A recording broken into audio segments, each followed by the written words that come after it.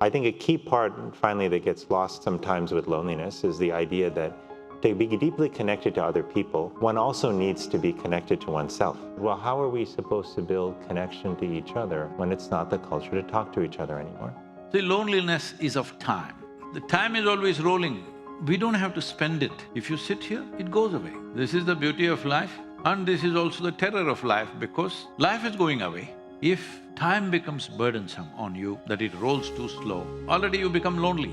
Loneliness does not necessarily mean there are no people around you. That's not the point. It is not about people. People are a little bit of an antidote. Maybe you find some release, but release is just a mask or just a little bit of arrangement. Loneliness is essentially happening because there is nothing beyond your thought and emotional process. There is nothing more profound happening within the human being. Even if thought became profound, then also you wouldn't become lonely. If your thought and emotion happened the way you want, would you keep yourself joyful or miserable?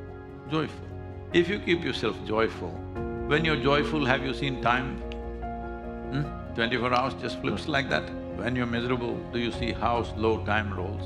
So loneliness is of time, because life is of time. If you do not know how to ride the time, then the same cycles of time will crush you. Loneliness is that crush. If it crushes you further, then it becomes mental illness, and they're not two different things, they're progression.